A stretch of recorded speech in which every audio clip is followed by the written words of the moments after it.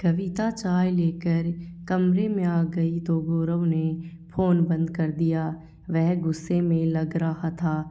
कविता ने कारण पूछा तो उसने राखी और शेखर के बारे में सब बता दिया। कविता ने कहा कि राखी का फ़ोन उसके पास भी आया था। हमें शेखर और राखी को समझाना चाहिए ताकि उनका घर टूटने से बचाया जा सके। कविता की बात सुनकर गौरव भड़क उठा और बोला, क्या समझाएं, क्यों समझाएं? उस शेखर का दिमाग ठीक नहीं है। मेरी बहन पढ़ी लिखी है, कमाती है और उसे कदर नहीं है तो वह उसके साथ कोई समझौता क्यों करे? राखी ने जो फैसला किया है मैं उसके साथ हूँ। कविता सोच रही थी कि वह भी तो पढ़ी लिखी है, कमाती है, फिर भी कदम कदम पर समझौता करती है।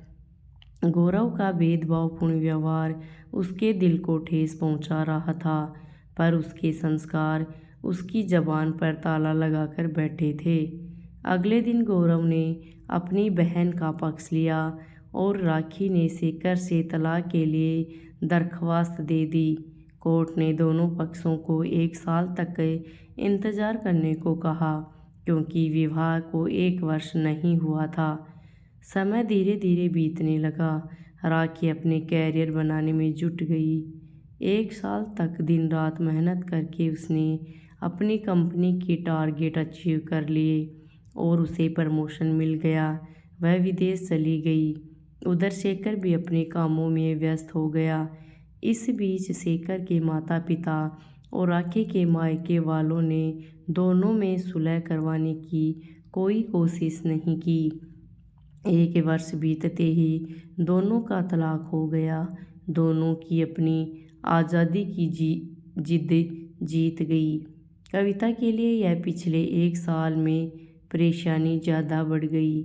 अपनी बहन राखी के भविष्य को लेकर गौरव परेशान रहता था, जिस कारण अक्सर कविता पर भड़ास निकालता रहता और बात बात पर लड़ता रहता था। कविता सब कुछ सहकर अंदर ही अंदर घुटती रहती। वह अपने बूढ़े पिता को अपनी समस्याएं बताकर परेशान नहीं करना चाहती। 3 दिन पहले ही उसके पिताजी कामेश जी ने बताया था कि उसके भाई भाभी समर और भाभी विदेश जा रहे हैं। उनका वीज़ा लग गया है। इसके बाद उन्होंने बताया कि वीज़ा वाली बात बताकर समर उठकर अपने कमरे में चला गया। पीछे पीछे पंखुड़ी भी। रात को डाइनिंग टेबल पर खाना खाते समय पूरा परिवार खामोशी ओढ़े हुए था। सोते वक्त अपने पापा के बुझे बुझे चेहरे याद करके समर का दिल बैठ गया। वह बड़बड़ाया, हमारे जाने की खबर से ही पापा इतने उदास हैं, बाद में क्या होगा? माँ होती तो भी कोई चिंता नहीं थी। पास लेटी पंखुड़ी ने कहा, क्यों न हम पापा को कविता के पास भेज दें? तुम्हारी चिंता भी दूर हो जाएगी और हमारे जाने के बाद उन्हें अकेले भी नहीं रहना पड़ेगा। नहीं पंखुड़ी, बेटी से मिलने जाना अलग बात है, रहना अलग बात है। पापा कभी नहीं मानेंगे। वैसे भी पापा के प्रति पहली जिम्मेदारी मेरी है। तुम चिंता न करो, मैं देख लूँगा। कुछ सोचते हुए समर के चेहरे पर निश्चितता और आंखों में नींद आ गई। कुछ दिन बाद घर की डोर बेल बजी और डाकिये ने आवाज़ लगाई, कामेश जी के नाम पर स्पीड पोस्ट डाक है। कामेश जी हैरान थे कि पहले उनके पास सरकारी चिट्ठियाँ आती थी, लेकिन अब तो उनकी सेवानिवृत्ति को 5 साल हो गए हैं। इतने सालों बाद अब मुझे किसने डाक भेजी है? डाक लेकर कामेश जी अंदर जा ही रहे थे कि समीर भी ऑफिस से आ गया। उसने पूछा, क्या हुआ पापा? बेटा, अभी यह डाक आई है, पता नहीं क्या है, तो खोलकर देख लीजिए। कहते हुए समर के चेहरे पर मुस्कान आ गई। कामेश जी अंदर जाकर सोफे पर बैठ गए और लिफाफा खोलने लगे। कामेश जी ने डाक लिफाफा खोला तो उसमें उनका वीज़ा था। इससे पहले कि कामेश जी कुछ कहते, सामने खड़े समीर ने कहा, हाँ पापा, मैंने फैसला कर लिया है। मैं आपको उदास नहीं देख सकता, इसलिए आप भी हमारे साथ चलेंगे। कहते हुए समर पापा से लिपट गया।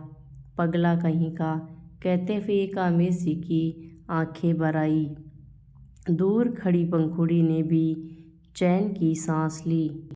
अपने पापा और भाई भाभी के विदेश जाने की बात कविता पहले से जानती थी, इसलिए उसने उन्हें अपनी समस्याएं नहीं बताई ताकि दूर देश में वे चैन से रह सकें।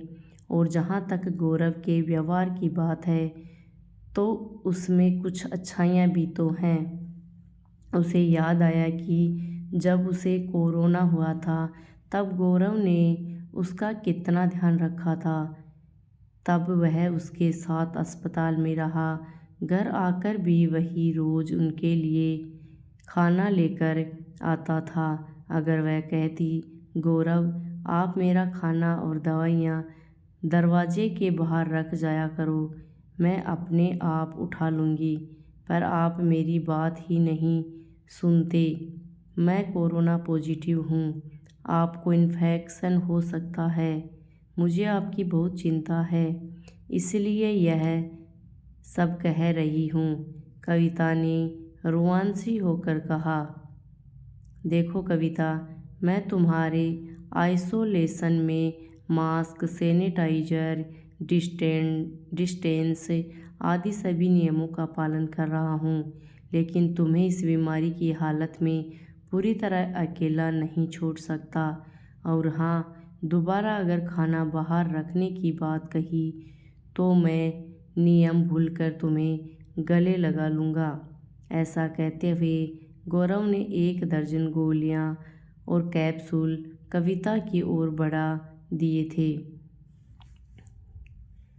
आज गौरव का वह प्यार याद करके कविता की आंखें भर आई और उसने नाराज़गी भूल पास सो रहे गौरव से लिपट कर सो गई।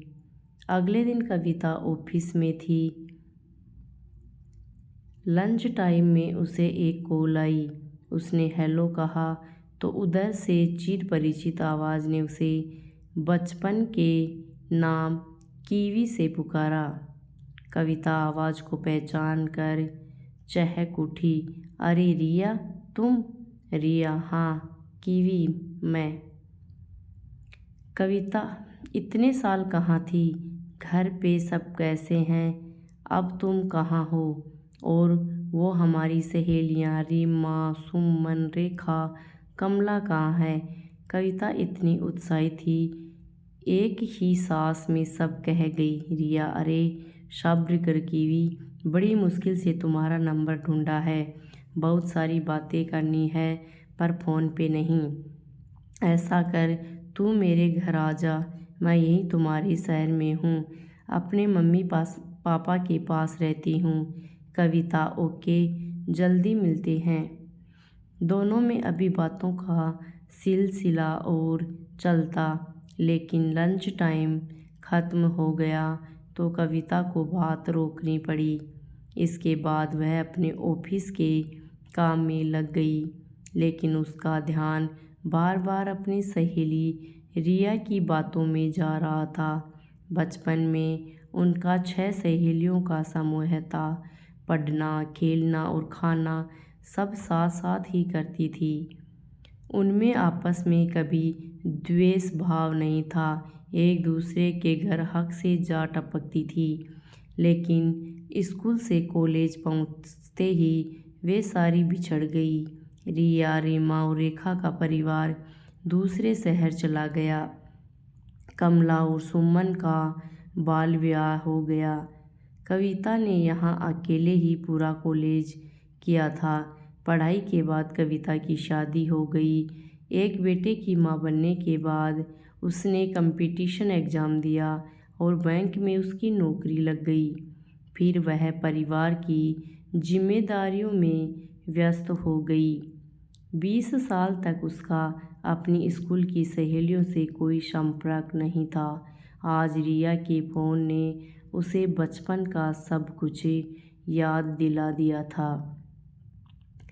तो दोस्तों, आपको हमारी ये कहानी कैसी लगी? अगर कहानी अच्छी लगी तो वीडियो को लाइक शेयर ज़रूर करें तथा हमारे चैनल को सब्सक्राइब करें और इस कहानी का अगला पार्ट देखने के लिए कमेंट बॉक्स में जाकर कमेंट अवश्य करें। धन्यवाद।